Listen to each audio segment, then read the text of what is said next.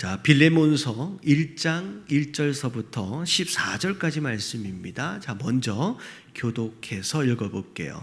그리스도 예수를 위하여 갇힌 자 된 바울과 및 형제 디모데는 우리의 사랑을 받는 자요 동역자인 빌레몬과 자매 아비에와와 우리와 함께 병사된 아키포와 내 집에 있는 교회에 편지하노니 하나님 우리 아버지와 주 예수 그리스도로부터 은혜와 평강이 너희에게 있을지어다. 내가 항상 내 하나님께 감사하고 기도할 때에 너를 말함은 주 예수와 및 모든 성도에 대한 내 사랑과 믿음이 있음을 들음이니 이로써 내 믿음의 교제가 우리 가운데 있는 선을 알게 하고 그리스도께 이르도록 역사하느니라. 형제여 성도들의 마음이 너로 말미암아 평안함을 얻었으니 내가 너의 사랑으로 많은 기쁨과 위로를 받았노라. 이러므로 내가 그리스도 안에서 아주 담대하게 내게 마땅한 일로 명할 수도 있으나 도리어 사랑으로서 간구하노라. 나이가 많은 나 바울은 지금 또 예수 그리스도를 위하여 갇힌 자 되어 갇힌 중에서 낳은 아들 오네시모를 위하여 내게 간구하노라. 그가 전에는 내게 무익하였으나 이제는 나와 내게 유익함으로 내게 그를 돌려보내노니 그를 내 신복이라. 그를 내게 머물러 있게 하여 내 복음을 위하여 갇힌 중에서 내 대신 나를 섬기게 하고자 하나. 다만 내 승낙이 없이는 내가 아무것도 하기를 원하지 아니하노니 이는 너의 선한 일이 억지같이 되지 아니하고 자의로 되게 하려 함이라. 아멘.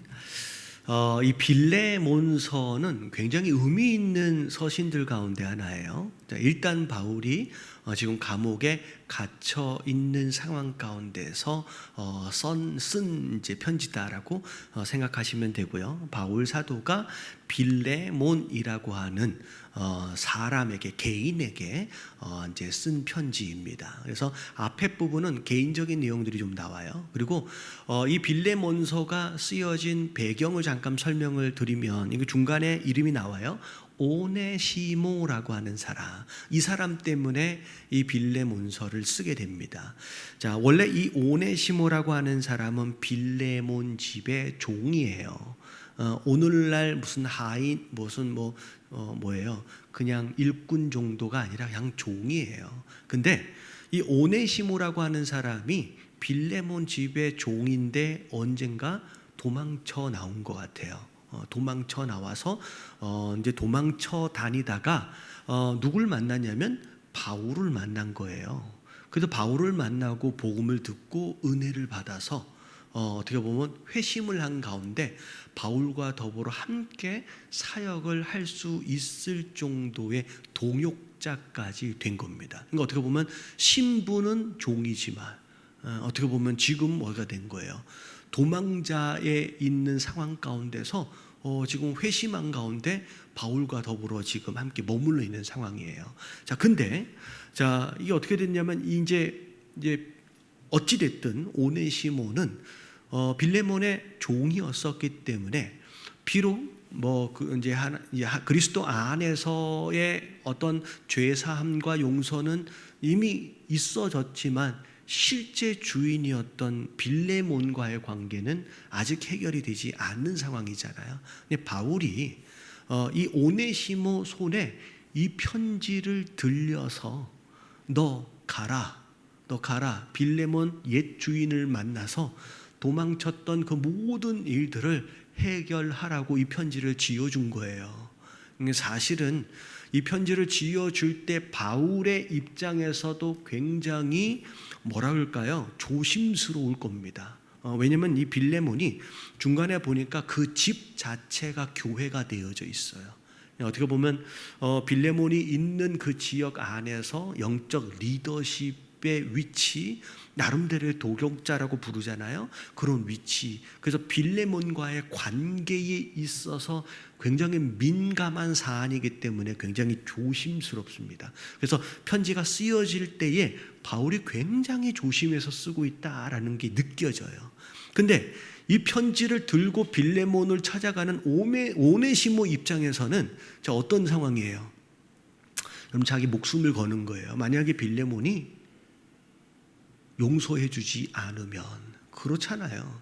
여러분, 이 용서가 쉽지가 않은 게 뭐냐면 오네시모 한 사람에게 개인만과의 관계만이 아니라 만약에 도망쳐버린 오네시모를 이런 식으로 용서해줘 버리면 빌레몬 집에 있는 다른 종들은 어떻게 돼요?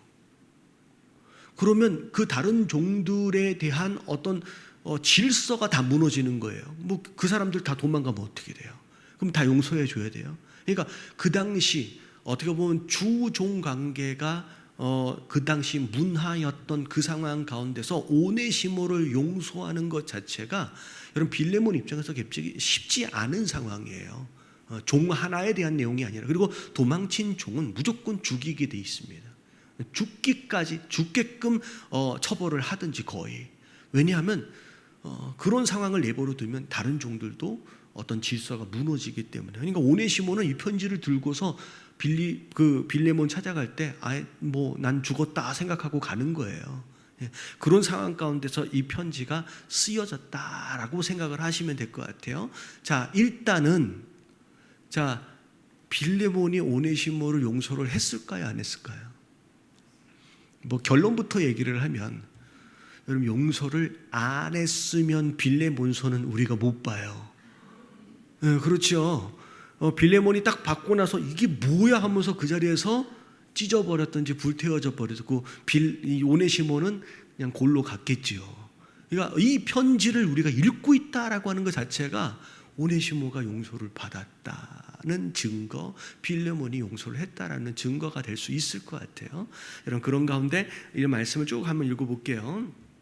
자, 예수를 위하여 갇힌 자 된 바울, 그리고 이제 안부를 쭉 전하는데 동역자인 빌레몬과 하면서 쭉 뒤에 보니까 집에 있는 교회에게 편지하노니, 그러니까 빌레몬의 집이 교회가 되어져 있어요. 그러니까 다시 말하면 종을 데리고 있을 정도면 나름대로 위치, 재정적 부유함을 가지고 있는 자로서 또 나름 또 하나님을 위해서, 예수 그리스도를 위해서 헌신하고 있는 자입니다.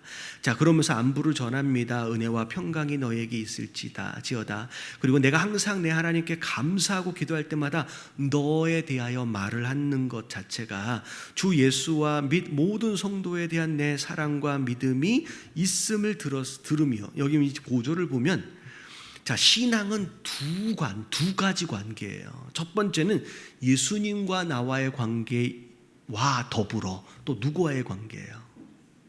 성도와의 관계예요. 그래서 주 예수와 및 모든 성도에 대하여 네가 어떻게 살아가는 거예요? 사랑과 믿음이 있음을 들었다. 여러분, 우리가 이게 되게 중요합니다.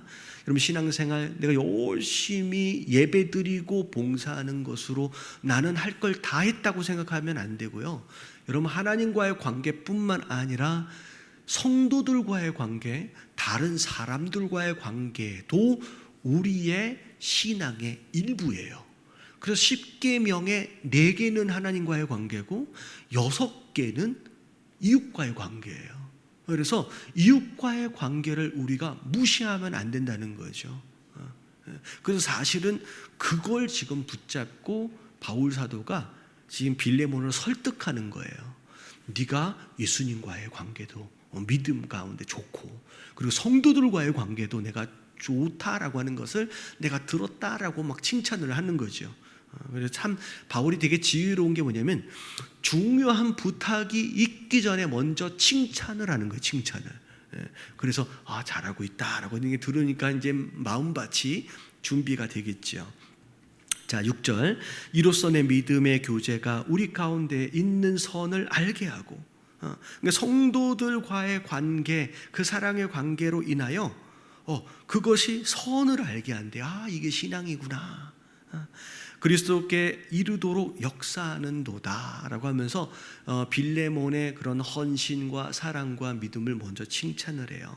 형제여, 성도들의 마음이 너로 말미암아 평안함을 얻었으니 내가 너의 사랑으로 말미암아 기쁨과 위로를 받았노라.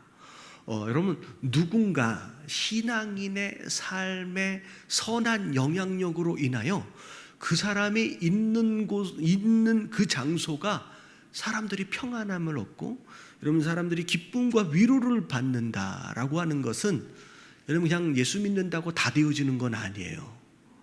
저는 신앙인으로 살아가면서 이런 사람이 좀 됐으면 좋겠습니다. 우리 모두가 빌레몬처럼 그 사람이 함께함으로 인하여서 평안해.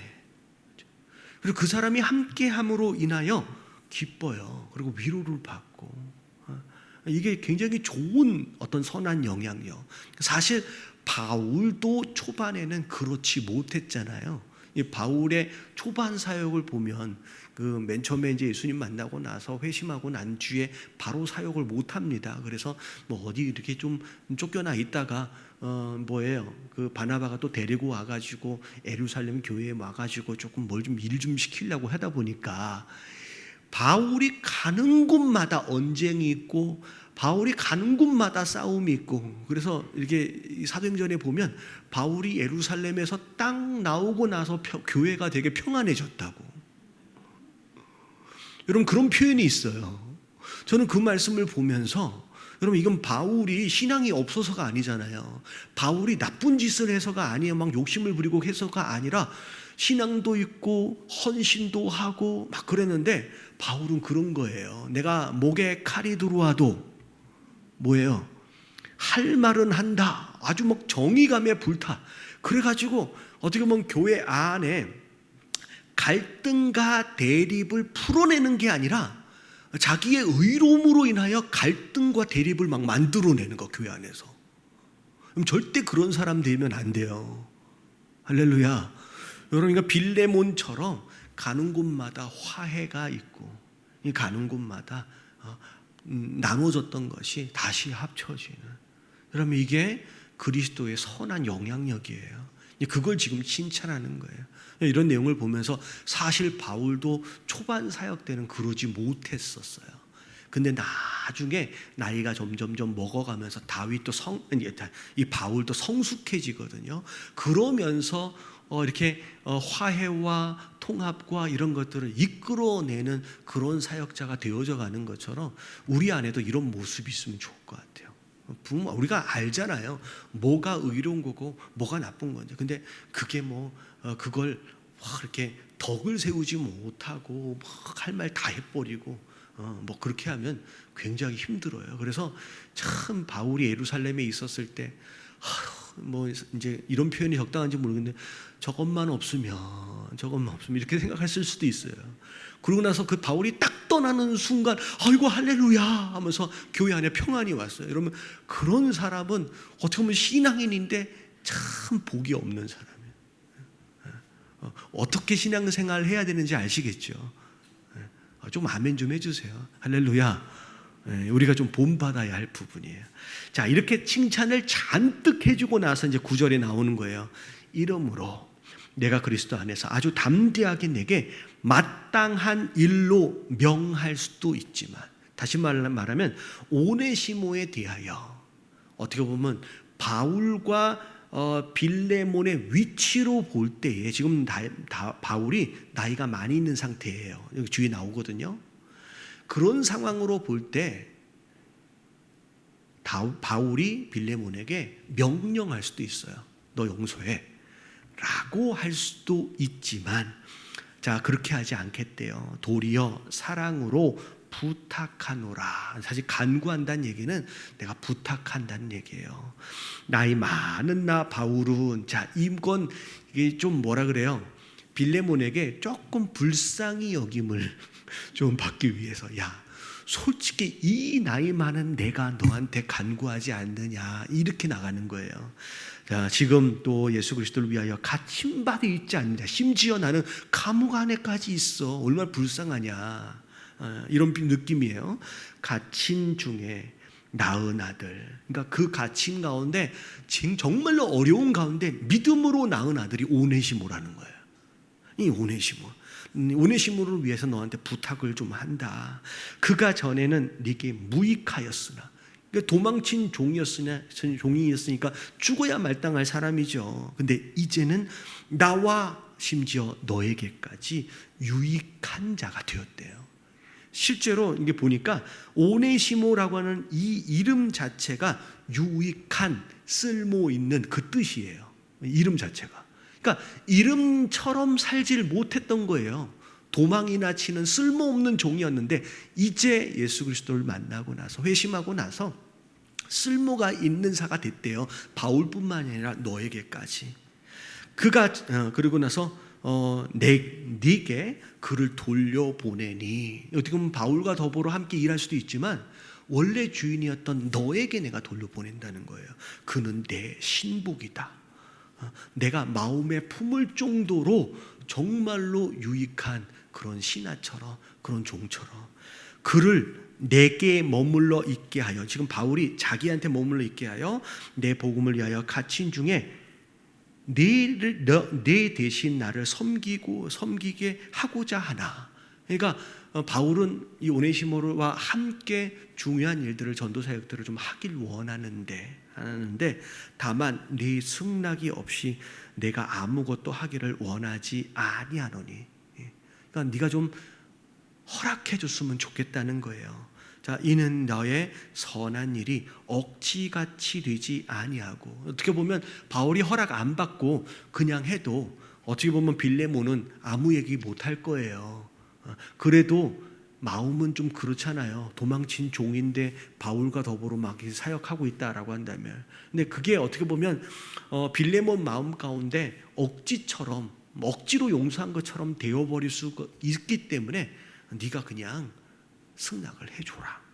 억지같이 되지 아니하고 자의로 되게 하기 위해서 내가 일부러 너한테 보내서 이 편지를 내가 쓴다라고 얘기를 하는 거예요.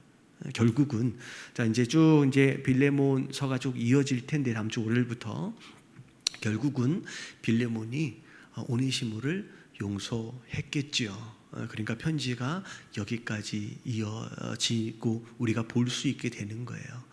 그리고 제가 듣기로는 이게 이제 정설인지는 모르겠어요. 오네시모가 굉장히 오랫동안 바울과 더불어 바울 이후에도 사역들을 많이 하게 되고요.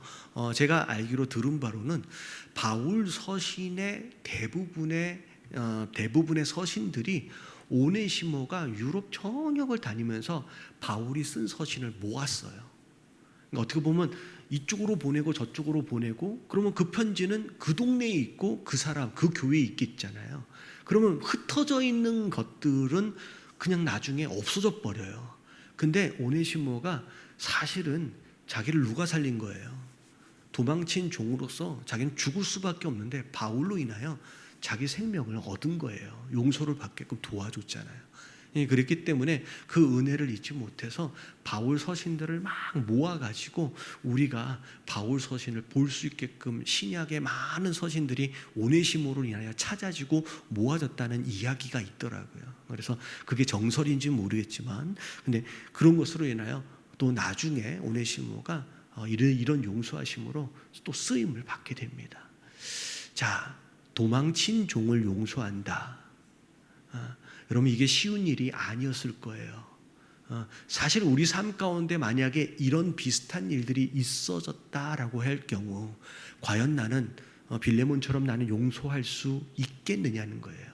여러분, 한 가지 예만 들어드리고 우리가 마무리를 할 텐데, 실제로 미국에 있을 때 제가 들은 이야기입니다. 어떤 교회에서 전도사님을 초청을 하는데 중고등부 전도사로 어떤 분을 초청해서 이제 들어왔어요. 근데 한참 이제 사역을 한 일주일 정도 하고 있는데 갑자기 장로님이 찾아와 가지고 그 전도사는 절대 우리 교회에 들어오면 안 됩니다라고 얘기를 하시더래요. 나중에 무슨 상황인가라고 나중에 얘기를 들어봤더니 그 전도사님이 고등학교 다니고 졸업을 하고 했을 때 한동안 좀 방황을 했나 봐요. 방황을 하던 그 시기에 이제 고등학교 때 이제 좀 어울려 다니는 나쁜 아이들, 그들과 함께 그 장로님의 아들이 그 학교를 다닐 때 그 아들이 소위 말하는 학폭의 피해자였던 거예요. 그러고 난 뒤에 그 전도사님이 나중에 어떤 하나님의 은혜로 인하여 이제 회심을 하고 돌이키고 여러 이제 우여곡절들이 많았었던 것 같아요. 그런 가운데 정말 용서를 받고 그런 다음에 이제 주의 종의 길을 가기로 된 거죠. 그리고 나서 이제 딱 왔더니 자기가 괴롭혔던 그 학생이 그 교회에 다니고 있고 그 아버지가 이제 장로로 있는 거예요. 그 상황 가운데서 사실은 그 전도사님이 괴롭혔던 사람이 학생들이 한둘이었겠습니까? 그래서 목사님이 그러면 전도사님한테 그럼 네가 가서 그때 괴롭힘을 당했던 그 사람을 만나고 용서를 받고 그렇게 해라.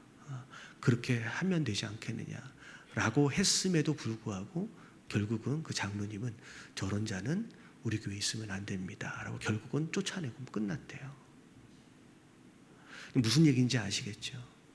내가 목사로 있어도 내가 장로로 있어도 그게 내게 어려움을 줬고 내게 상처를 줬고 나를 힘들게 만들었던 그 누군가의 상황이 되어지면 빌레몬처럼 그렇게 용서하고 그렇게 하기가 쉽지 않을 수 있다라는 거예요.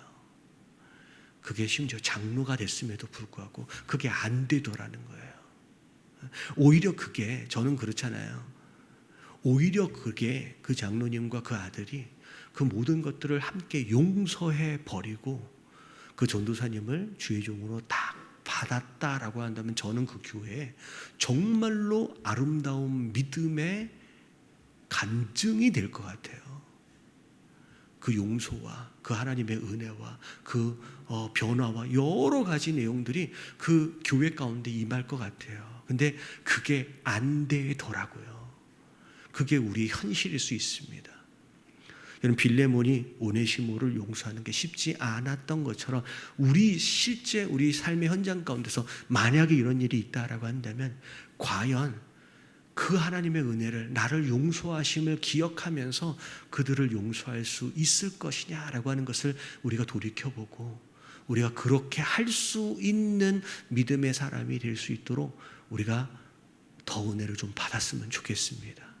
그래서 오늘 함께 기도하실 때 하나님 빌레몬처럼 그런 용서할 줄 아는 사람, 그것으로 정말 갈등과 대립이 화합과 화목으로 다 이렇게 합쳐질 수 있게 세워질 수 있도록 해달라고 기도하시고 앞에 나와 있던 시편처럼 하나님 내가 왕이 됐을지라도 내가 그 어떤 응답으로 인하여 이제 모든 것들이 해결되었을지라도 그것을 다 하나님의 은혜로 알고 확실하게 감사할 뿐만이 아니라 하나님께 영광을 돌리고 겸손하게 그렇게 예배할 수 있는 다윗 같은 사람 될 수 있도록 해달라고 기도하시면 좋을 것 같아요. 자, 제가 마무리 기도하고 조금 더 음악을 틀어드릴 테니까 기도하실 수 있는 분들은 더 기도하시면 좋을 것 같아요.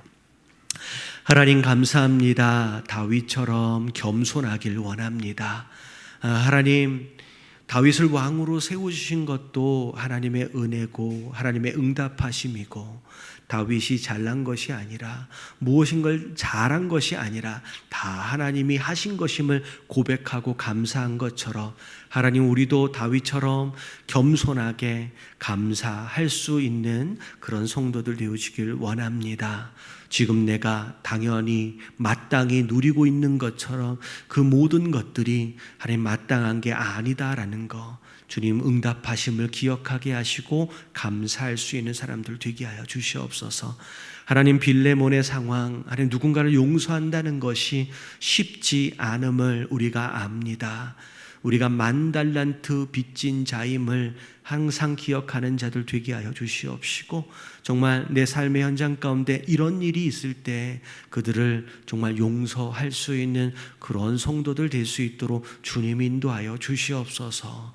특별히 하나님, 내가 어디 있든지 하나님 나로 인하여 평안하고 나로 인하여 우리의 가정과 교회가 기뻐하고 위로받을 수 있는 그런 선한 영향력을 미치는 성도들 되어지길 원합니다. 그런 은혜가 우리 가운데 있을 수 있도록 주님 도와주시옵소서. 특별히 우리 교회의 여러 가지 건축과 관련하여 모든 사역에 대한 내용들을 주님 앞에 맡기며 의지합니다. 주님, 가장 선한 길로 주님 인도하여 주시옵시고 하나님, 그 선한 인도하심 가운데 온 성도들이 함께 한 마음으로 마음으로 함께 기도하며 감사하며 나아갈 수 있는 그런 우리 예담교회 될 수 있도록 주님 인도하여 주시옵소서. 주님, 오늘 저녁에 예배 가운데 함께하여 주심에 감사를 드리고 또 이후에 우리의 기도에 주님 응답하여 주실 줄 믿사오며 이 모든 말씀 우리 주 예수 그리스도 이름으로 감사하며 간절히 기도드리옵나이다. 아멘.